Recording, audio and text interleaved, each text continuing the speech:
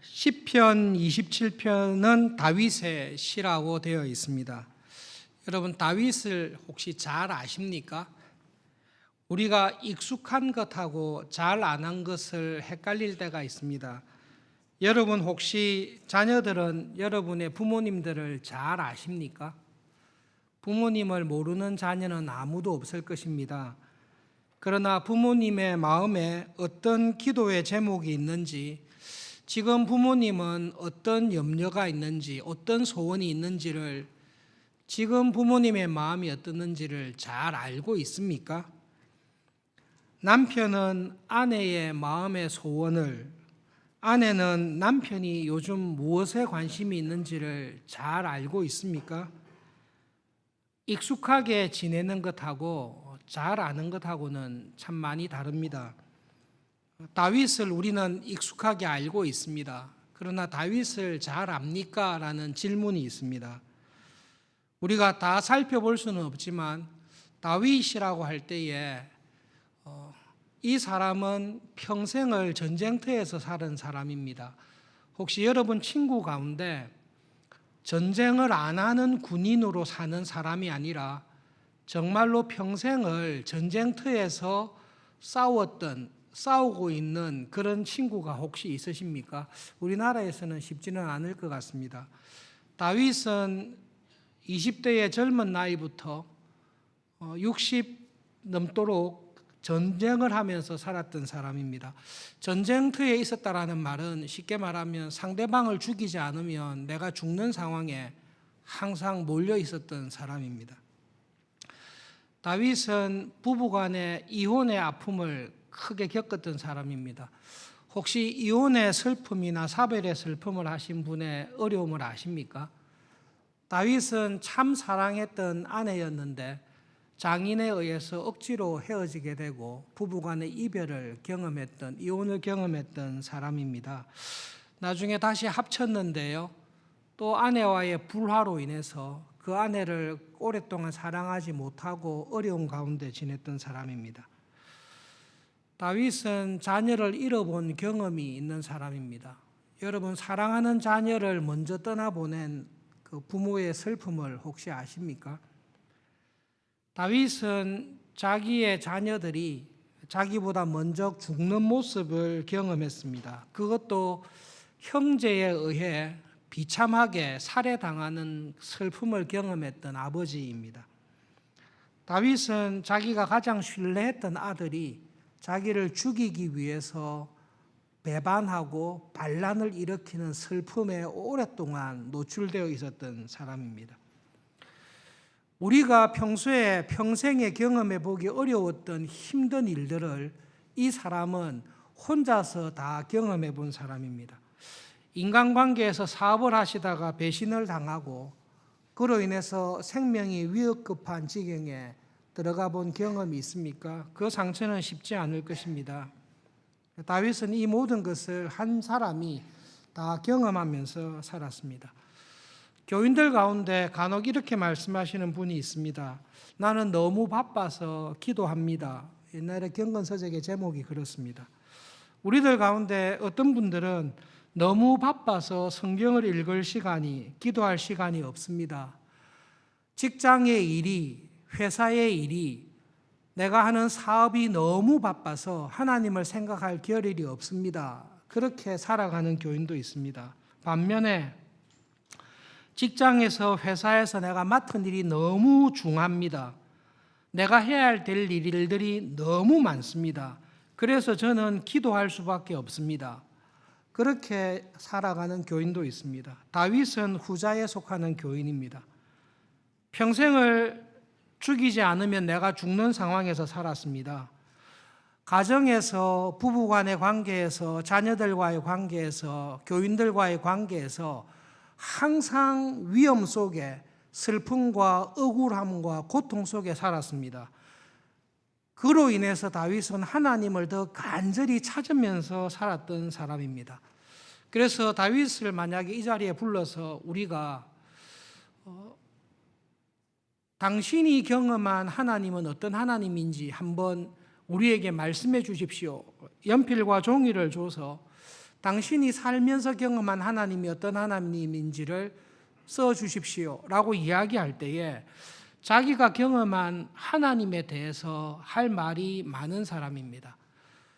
저희들처럼 저처럼 신학을 배워서 신학책에서 하나님을 아는 사람이 아니라 자기의 슬픔과 어려움과 고통 속에 찾아오신 하나님을 생생하게 경험한 하나님에 대해서 할 말이 참 많은 사람입니다. 혹시 여러분 시편 27편을 우리가 묵상하기 전에 연필과 종이를 여러분에게 드려서 여러분의 삶 속에 경험한 성경책에 배운 하나님이 아니라 설교를 통해 들은 하나님이 아니라 내 직장과 내 삶에 내 가정에 직접 찾아오셔서 경험한 하나님이 어떤 하나님인지를 한번 말씀해 주십시오 라고 이야기하면 무엇이라고 하나님을 설명하겠습니까? 시편 27편은 다윗이 자기의 삶 속에 경험한 하나님에 대해서 나는 이런 하나님을 경험했습니다 라고 우리에게 고백하고 있습니다. 하나님의 모습 여러 가지로 말씀하고 있지만 두 가지를 시편 27편에서 생각해 보겠습니다. 하나님은 나의 빛이었습니다. 하나님은 나의 구원이었습니다 라고 고백하고 있습니다. 여러분, 하나님은 나의 빛이었습니다 라고 할 때는 전제가 있는데요. 하나님을 만나기 전에는 나는 어두움 속에 있었습니다 라는 말씀입니다. 하나님께서 나에게 참 빛이고 구원이 되셨습니다 라고 고백할 때는 하나님께서 빛을 비추어 주기 전에는 내가 어둠에 있다라는 것을 몰랐습니다. 빛으로 나에게 구원을 주시기 전에 나는 내 소견에 좋을 대로 살아가면서 그것이 어둠 속에서 죄 가운데 살아가는 것을 몰랐다라는 말씀입니다. 혹은 내가 이길 수 없는 어둠 속에서 내가 해결할 수 없는 환난 속에서 내 힘으로는 어쩔 수 없는 상황 속에 하나님께서 빛으로 찾아오시고 나에게 구원을 베풀어 주셨다라는 말씀입니다. 좀 추상적인 말씀인데요. 어떻게 하나님이 나에게 빛이 되십니까? 시편 119편 105절에서 이렇게 말씀합니다. 하나님의 말씀이 내 발의 등입니다. 하나님의 말씀이 내 가는 길에 빛이 됩니다. 하나님께서는 내 삶에 찾아오셔서 빛이 되시는데 하나님의 말씀을 통해서 내가 들어가 있는 죄가 무엇인지, 나를 사로잡고 있는 어둠이 무엇인지를 보여주시고 그 죄에서 그 어둠에서 하나님을 믿는 구원의 길로 인도해 주시는 빛이 되십니다. 우리는 어둠 가운데, 죄 가운데 빠질 때가 들어 있습니다. 크게로 나누면 두 가지로 죄와 어둠에 빠지는 길이 있는데 한 가지는 외부의 적이고 다른 한 가지는 내부의 적입니다. 다윗은 사울 왕 그리고 시편 27편의 배경이 됐을 거라고 추정이 되는 도액의 사건 혹은 전쟁터에서 만났던 수많은 원수들, 자기를 시기하고 죽이려고 하는 원수들로 인하여 많은 죄의 가운데 그리고 어둠 가운데 노출되었던 사람입니다. 사실은 외부에 있는 시험이나 유혹보다 우리를 더 큰 어둠에 들어가게 하는 것은 내 안에 있는 어둠과 내 안에 있는 죄입니다. 다윗은 자기 마음의 욕심, 교만한 마음, 자랑하고 싶은 마음, 그리고 절제되지 아니한 정욕으로 인해서 자기 안에 있는 원수와 어두움으로 인하여 큰 시험에 빠졌던 사람입니다. 부하들이 그렇게 말렸는데요. 인구조사를 해서 내가 가지고 있는 힘이, 군사력이 얼마나 되는지 시험해 보려고 하다가 하나님께 크게 징계를 받았습니다. 가장 충성된 신하입니다. 최전방에서 목숨을 걸고 싸우는 믿음의 용사입니다. 이방인이었다가 하나님을 믿는 믿음으로 신자가 되고 다윗의 군대의 유명한 용사 중에 한 명이었습니다. 그런데 그 충성된 믿음 좋은 신하를 모살하여 죽이고 그의 아내를 자기의 악한 정욕을 채우기 위해서 간음을 하고 죄를 범했던 사람입니다. 다윗은 자기가 하는 모든 일이 왕이면, 내 정도면 이 정도 악은 해도 상관없다라는 어둠 가운데 들어가 있었습니다. 우리가 신앙생활 할 때에 하나님의 말씀이 내 발의 등이고 내 길의 빛입니다. 그리고 여러분, 우리의 신앙생활은 정말로 평지에 있는 수레가 아니라 비탈길에 세워놓은 수레와 정말로 같습니다. 하나님의 말씀을 항상 묵상하고 그 말씀을 따라서 살아가기 위해서 한 걸음씩 비탈길로 올라가지 않으면, 그 상태에 정지해 있으면 우리는 반드시 백슬라이딩, 뒤로 후퇴할 수밖에 없습니다. 일주일 동안 하나님의 말씀을 묵상하거나 읽지 않습니다. 큰 문제가 없습니다. 한 달 동안 하나님의 말씀을 읽지도 공부하지도 않습니다. 예배에 참석하고 설교는 들었지만 하나님의 말씀이 내 발의 등이요 내 길의 빛이 되는 말씀과 함께 살아가는 기쁨, 그 즐거움을 잃어버린 지 여러 달이 되었습니다. 내가 여러 달이 되었음에도 불구하고 내 삶에 큰 문제가 없다라고 하는 것은 거짓입니다. 여러분, 우리의 마음은 하나님의 빛으로, 하나님의 말씀으로 하루하루 나를 채워서 하나님께서 가고자 하는 방향으로 가고 있지 않으면 정지되어 있는 것이 아니라 내가 생각하는 방식으로, 내 소견에 옳은 방식으로 우리는 움직이고 있습니다. 하나님의 길로 가고 있지 아니하면 세상의 길로 가고 있는 것이고, 세상의 길로 가는 것은 하나님을 따라가는 게 아니라 마귀를 따라가는 것입니다.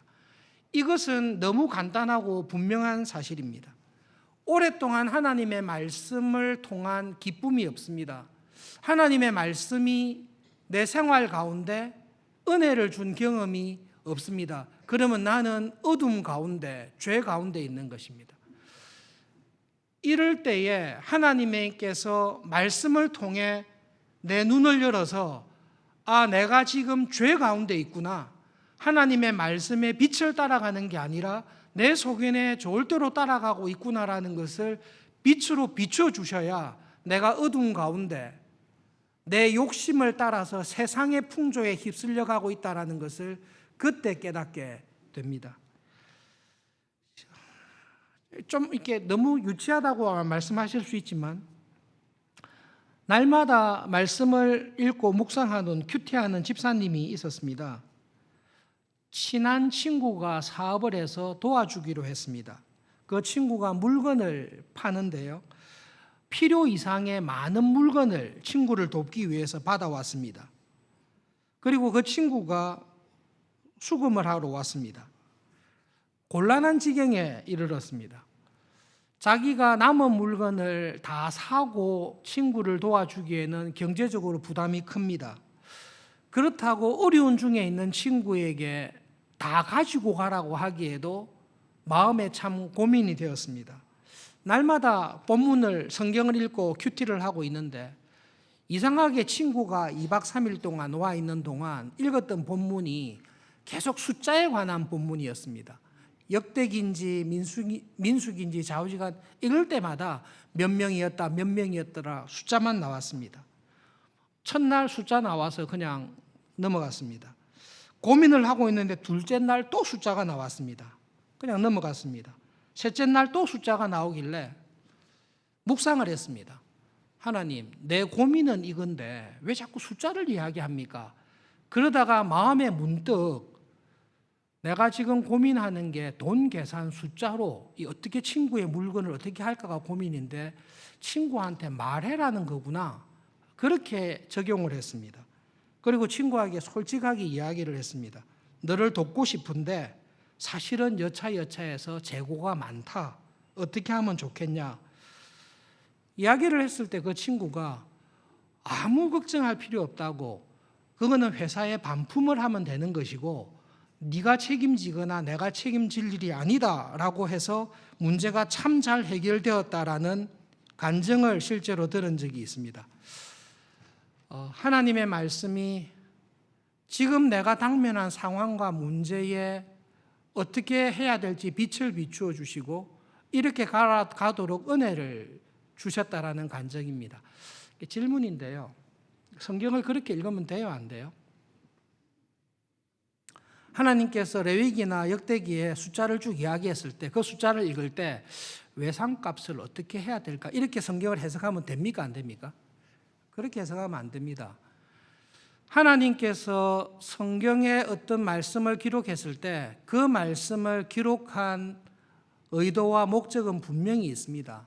그런데 하나님께서 왜 그 골치 아픈 성경에서 있는 발음하기도 어려운 사람들의 이름과 숫자를 왜 기록해 놨는지에 대해서 우리는 지금 모를 수 있습니다. 어쩌면 우리가 죽을 때까지 말씀을 배워도 하나님의 의도를 모를 수는 있습니다. 그런데 내가 오늘 읽은 그 말씀, 주의 말씀이 내 발의 등이요 내 길의 빛입니다. 그러면 하나님의 말씀은 여기 있는데 나는 지금 이런 어려움 가운데, 이런 곤란과 환난 가운데 있습니다. 그런데 하나님께서 이 말씀을 하셨을 때에 이 말씀이 나에게 무슨 관계가 있습니까?를 묵상할 수 있습니다. 성경은 우리에게 하나님의 말씀을 읽고 그 말씀이 나에게 무엇을 말씀하는지 묵상하며 성령님의 조명해 주심, 성령님께서 깨닫게 해주시는 것을 기도하라고 이야기합니다. 사실 성경은 우리에게 성경을 많이 읽어라라고 이야기할 뿐만 아니라 더 중요한 것은 주야로 하나님의 말씀을 묵상해라. 내가 읽은 말씀이 2019년 대한민국 이 땅에서 살아가고 있는 나에게 무슨 관계가 있는지, 3,000년, 4,000년 전에 기록된 주신 하나님의 계시의 말씀이 2, 3,000년 훨씬 지난 세월에 살아가는 나에게 무슨 말씀이 있는지를 묵상하며 성령 하나님의 조명하심, 성령님께서 성경을 쓰셨으니까 쓰신 분이 잘 아시겠죠. 성령 하나님, 저에게 이게 어떻게 적용이 돼야 됩니까를 묵상하라고 이야기를 합니다. 그렇게 묵상할 때에 나와 전혀 관계없는 그 말씀을 묵상하는 우리에게 성령 하나님께서 지금 이 상황에서 내가 맡은 자리에서 내가 처해 있는 문제에서 어떻게 결정하고 어떤 길로 가야 될지 성령 하나님께서는 내 발의 등불로 내 길에 빛을 비추어 주실 수 있습니까? 예, 있습니다. 성경을 읽을 때 10년, 20년 전에 그 본문을 읽고 그렇게 적용했습니다. 10년이 지나서 다시 읽을 때는 또 그런 식으로 읽으면 큰일 납니다. 5년 전보다 10년 전보다 본문에 관한 이해는 더 깊어지고 더 말씀에 가까이 갈 것입니다.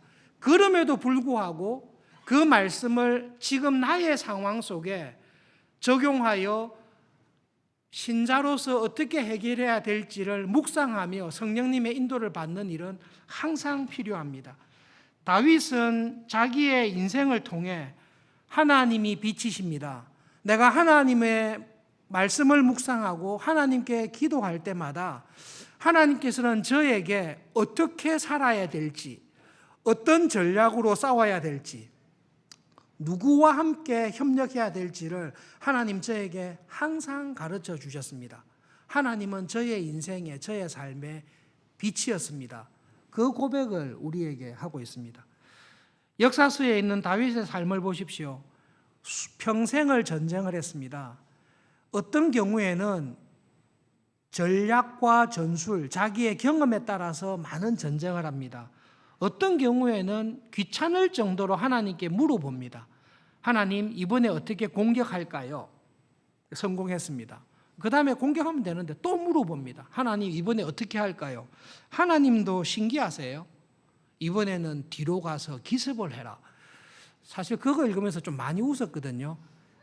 참 이게 이래도 되나? 근데 또 물어봐요. 하나님께서 또 말씀하세요. 신자의 삶에 하나님께서 그렇게 은혜를 주십니다.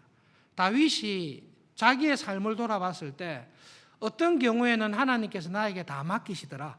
그래서 나의 합리적인 판단과 나의 경험과 일반적인 경영과 처세술을 통해서 문제를 해결하기도 했고, 어떤 경우에는 하나님께서 직접 오셨는데 너무 구체적으로 하나하나 지도해 주셔서 내가 그 과정을 지나게 되었다라는 경험이 이 사람에게는 있습니다. 그래서 우리에게 하나님은 저에게는 빛이었습니다. 대소간의 크고 작은 일 가운데 하나님께 가서 기도하면, 하나님의 말씀을 묵상하면 하나님은 나에게 어떤 길로 가야 될지, 어떻게 결정해야 될지를 가르쳐 줬습니다. 그것이 우리에게 고백하는 말씀입니다. 두 번째로 하나님께 대해서 다윗은 이렇게 찬송하고 있습니다. 여러분, 시편은 하나님을 향한 찬송이잖아요. 우리가 예배 때 첫 찬송으로 7월 달에 시편 27편을 부릅니다. 하나님에 대한 찬송이고 하나님에 대한 고백입니다. 다윗이 하나님에 대해서 고백할 때에 27편에 참 이렇게 간절하게 고백하는 게, 하나님은 나를 버리지 않으시는 분입니다. 하나님은 언제나 나를 긍휼히 여기시고 하나님은 언제나 나를 구원하시는, 절대로 포기하지 않는 하나님이었습니다를 고백하고 있습니다. 어떻게 10절에 보시면 내 부모는 나를 버렸으나 여호와는 나를 영접하시리이다. 다윗이 사실 이야기한 것은 부모가 나를 버렸다 이렇게 말하지 않습니다. 다윗의 부모가 다윗을 버린 적은 한 번도 없습니다. 내 부모가 나를 버릴지라도, 부모조차 나를 버리게 되는 상황에 이를지라도, 하나님, 제가 확신하는 것은 하나님은 나를 버리지 아니하실 뿐만 아니라 그때라도 나를 찾아오셔서 나를 영접해 주실 하나님입니다. 이렇게 고백하고 있습니다. 이게 잘 해석해야 되는데요. 부모님이 나를 버릴지라도, 이 말은 무슨 뜻입니까?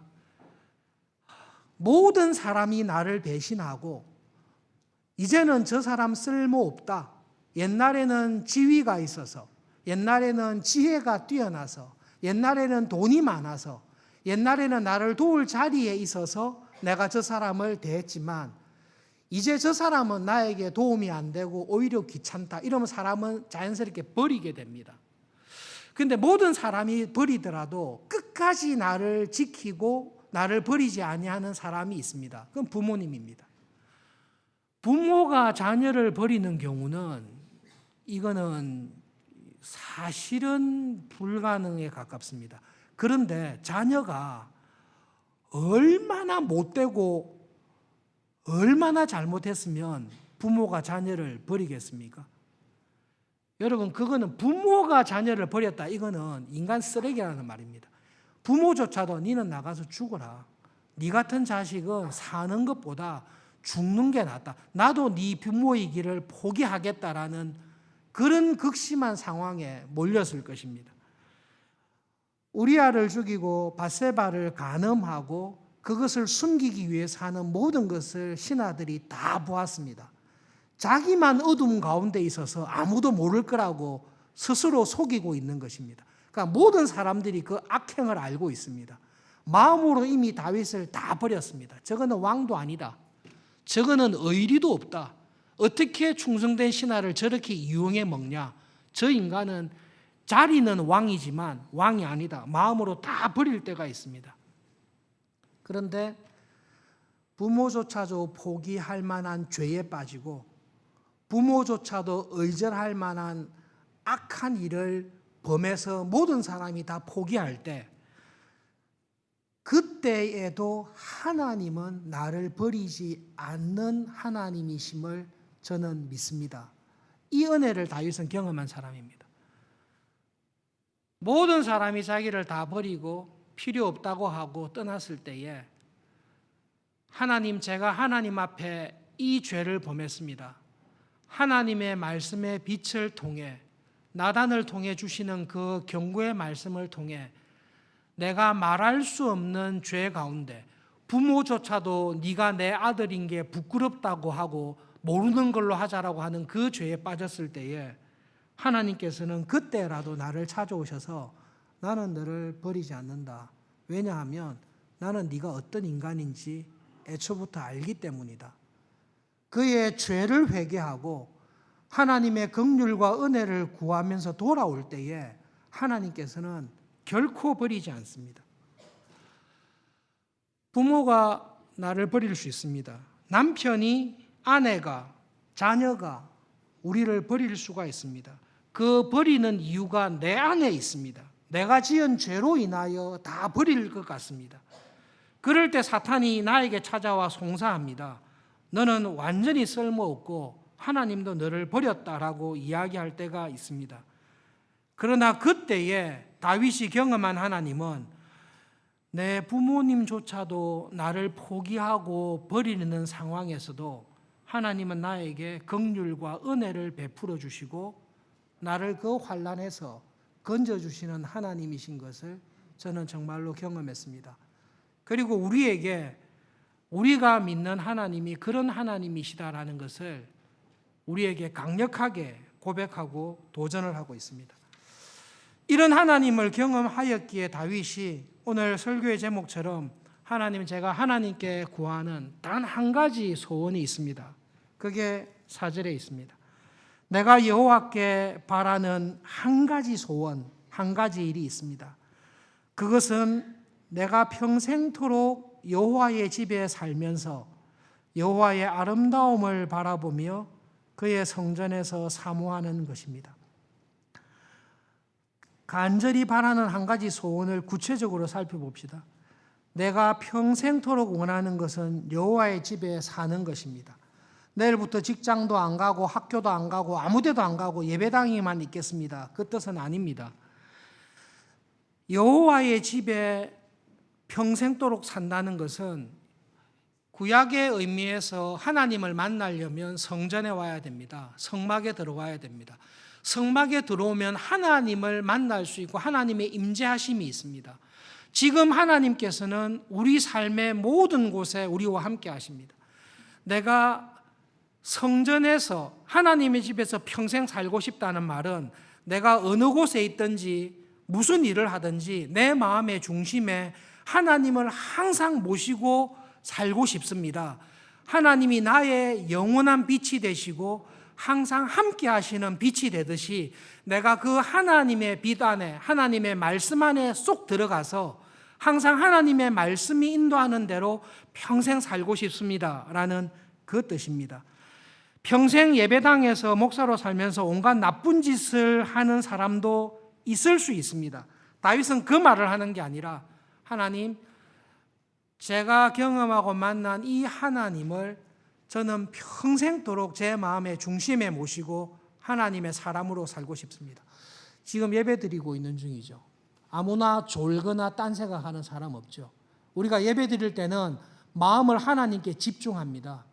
그리고 하나님이 받으실 예배를 하나님의 말씀을 듣고 그 말씀대로 살려고 온 마음을 집중합니다. 하나님, 이 마음을 제가 평생 하고 싶습니다. 이 말입니다.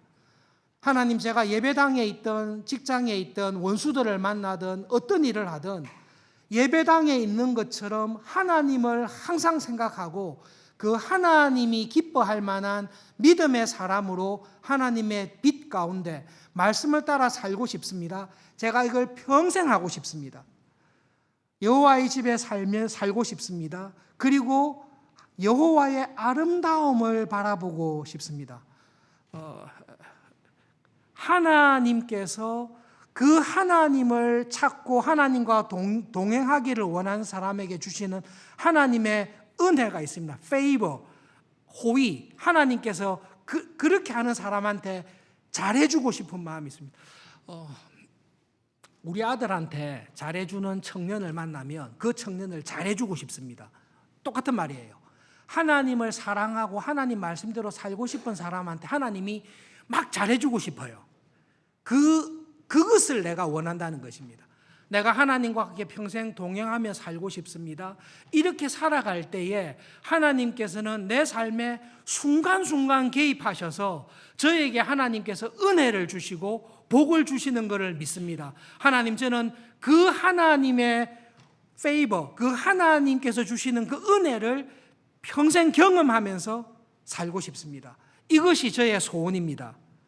다윗이 고백하는 내용입니다. 우리가 주일마다 나와서 첫 찬송을 드릴 때 시편 27편을 찬송할 때 하나님, 내가 부르짖을 때에 응답해 주십시오. 내가 부르짖을 자격이 없는 어둠 속에, 죄 속에 빠졌습니다. 하나님 앞에 나올 자격이 없습니다. 면목이 없습니다. 그러나 주님께서 빛으로 찾아오셔서 내 얼굴을 찾으라고 말씀하시고 하나님을 구하라고 해서 지금 하나님께 나와서 예배를 드리며 찬송을 부릅니다. 그럴 때 하나님 얼굴을 외면하지 마시고 주님을 찾는 저에게 은혜를 베풀어 주시고 하나님이 말씀하시는 주의 길을, 하나님의 뜻을 따라 살아가도록 은혜를 주십시오. 여호와여 주의 도를, 11절에 주의 도를 가르쳐 주셔서 이전에 죄악된 길에서, 욕심으로 빠져 있었던 길에서 건져 주셔서 하나님의 도를 따라, 말씀을 따라 살아가는 은혜를 이 주일에도 주십시오. 그 찬송을 한 달간 감사함으로 부를 수 있기를 바랍니다.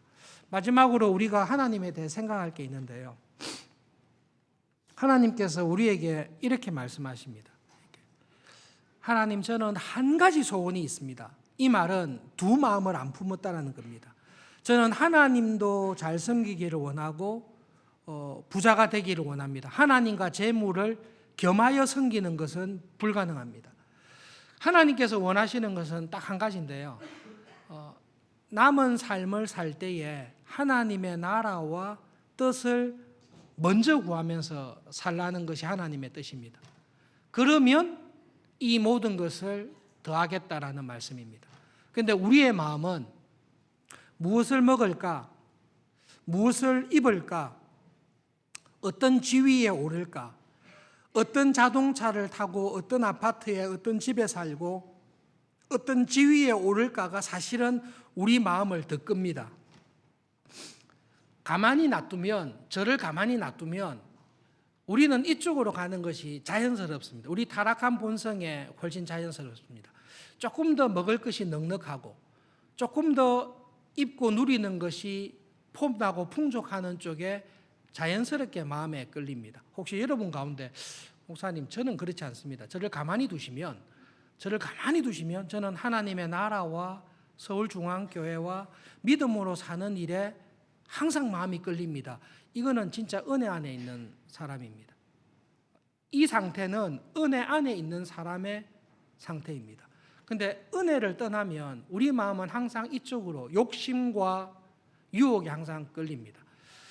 신앙의 갈등은 사실은 내가 이쪽으로 가고 싶은데 하나님께서 말씀하시기를 예수님도 나를 대신해서 십자가에서 죽이셨다고 말씀하시고 또 이 은혜를 배반하고 이쪽 길로 갔다가는 벼락이 날 것 같고, 그래서 사실은 하나님 이게 좋지만 요거를 먼저 해야 이게 확보될 것 같으니까 가겠습니다. 그런 마음이 있습니까? 아니면 여러분, 내가 이것을, 세상에서의 모든 것을 보화를 쌓아두는 이것보다 하나님의 나라와 뜻을 구하는 일에 전심으로 순종하며 살아갈 때에 이렇게 살아가는 것이 하나님께서 나에게 최고의 복을 주신다라는 것을 확실히 믿습니까? 아니면 이쪽으로 가는 게 사실 행복한데 의리상 은혜 받은 생각할 때 이쪽으로 어차피 간다, 이쪽이십니까? 하나님에 대한 믿음의 문제입니다. 우리는 어떻게 오해하는가 하면 사실은 나한테 행복한 이 길이에요. 그런데 하나님은 이 길이 더 행복하다고 우기시는 거예요.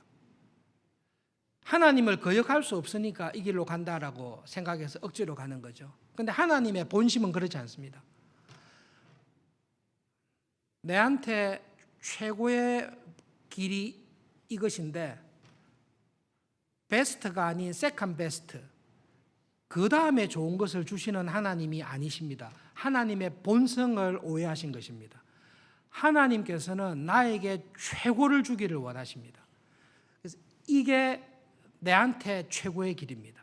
하나님의 나라와 뜻을 구하며 깨닫게 해주시는 말씀을 따라 그 말씀에 순종하며 살아가는 것이 내 영혼에, 내 삶에, 내 인생에 최고로 행복하고 복된 길이기 때문에 하나님의 나라와 뜻을 먼저 구하라고 하나님께서 말씀하시는 것입니다. 여러분 이거 믿으셔야 됩니다. 이 믿음이 내한테서 안 나오는데요. 이게 믿으셔야 됩니다. 하나님께서 최근에 주신 은혜가 있습니다. 우리가 하도 자주 잊어버리고 은혜를 다시 회복하는데, 하나님의 나라와 뜻을 먼저 구하며 살아라. 그러면 이 모든 것을 더하실 것이다. 그렇지. 그런데 그 말씀을 내가 어겼습니다. 하나님의 나라와 뜻을 구하지 않고 내 욕심, 내가 원하는 일에 인생을 다 허비했습니다. 누구의 잘못입니까? 나의 잘못입니다. 내가 하나님을 믿지 않았고, 내가 순종하지 않았고, 내 욕심에 나를 방치해서 내 삶을, 젊음을, 인생을 허비한 것입니다. 반대로 그 하나님의 말씀을 믿었습니다. 믿어서 세상의 행복과 세상의 재물을 쌓아두는 욕심과 싸워서 이겨서 나의 시간과 나의 물질과 나의 능력과 나의 인생을 하나님의 나라와 뜻을 구하는 일에 먼저 살았습니다. 내 힘으로 살았습니까? 하나님의 은혜로 살았습니까? 하나님께서 은혜를 주셔서 하나님의 나라와 뜻을 먼저 구하며 살도록 간섭하시고 도움을 주셨습니다. 그것이 하나님의 은혜입니다. 그러므로 여러분, 하나님의 은혜를 기도하셔야 됩니다. 우리는 하나님께서는 명령하시고 어떻게 하는가는 내 책임이고 내가 어떻게 하는가에 따라서 상을 주시고 징계하실 거라고 오해합니다. 잘못하는 것은 다 내 책임입니다. 그러나 하나님께서 하신 말씀을 믿음으로 받고 저렇게 말씀하시는 하나님은 나의 좋은 일뿐만 아니라 우리 가정에 내 삶에 일어난 모든 슬픔과 고통까지도 하나님의 선하심과 은혜를 경험하기 위해서 쓰신다라는 것을 믿는 믿음을 주십니다. 그리고 그 믿음대로 살아갈 수 있는 은혜도 내한테 주십니다. 이쪽이 시험이 올 때에 내가 받는 시험보다 이 말씀을 믿고 따라갈 수 있는 은혜를 더해 주십니다. 이쪽에 대한 미련이 있는데 하나님 나라에서 주실 상급에 대한 확신을 내한테 더 주셔서 내가 이쪽으로 가고 싶으나 이쪽으로 가지 아니하도록 내 길을 막아주셔서 하나님의 말씀대로 살아갈 수 있는, 믿음으로 살아갈 수 있는 은혜를 하나님께서 나에게 주셨습니다. 그래서 내가 하나님의 나라와 뜻을 먼저 구하면서 살게 되었습니다. 뒤돌아보니까 내가 믿게 된 것, 믿음 안에서 이런 은혜를 누린 것이 다 하나님의 은혜입니다. 은혜 아닌 것이 없습니다. 사실 돌아보면 내가 한 일은 순종하려고 애를 쓴 것, 사실 순종조차도 내가 한 게 아닙니다. 하나님께서 은혜로 순종하도록 밀어주셨습니다. 그랬는데 하나님께서는 그런 나를 보시고 잘했다 칭찬하시고 그 은혜 위에 은혜를 더해 주셔서 은혜로 상급을 주십니다. 그분이 하나님이십니다. 이번 한 주간을 살아가실 때, 남은 삶을 살아가실 때 하나님께서 빛을 우리에게 비춰주셔서 내가 세상의 보화를 쌓고 있는지 하나님의 나라의 보화를 쌓는 삶을 살고 있는지를 깨닫게 해주시기를 바랍니다. 그리고 이번 한 주간 살아가실 때, 남은 삶을 살아가실 때 정말로 나는 하나님 보시기에 하나님의 나라에 좀이나 녹이 슬지 아니하는 하나님의 나라에 하나님이 인정하시는 하늘의 보화를 쌓고 있구나. 그런데 이 보화를 쌓게 하시는 것도 하나님의 은혜구나. 하나님이 다 해놓고 난 다음에 나한테 또 상을 주시구나. 하나님, 정말로 하나님 참 아름답습니다. 하나님 정말로 참 기가 막히신 하나님이십니다라는 기쁨이 있는, 감사가 있는 한 주간이 되었으면 좋겠습니다.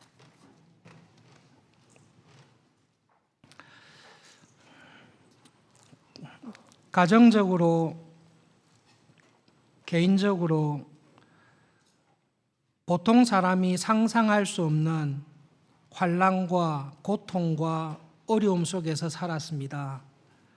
그런데 하나님, 그런 사람에게 찾아가셔서 그가 당한 모든 환난과 역경과 고통을 하나님의 선하심을, 하나님의 은혜를 경험하는 것으로 바꾸어 주시고, 그가 당한 모든 고통과 환난 중에 살아계신 하나님을 경험하며 그 하나님을 신뢰하며 살아가는 은혜 주신 것을 기억하며 기도합니다.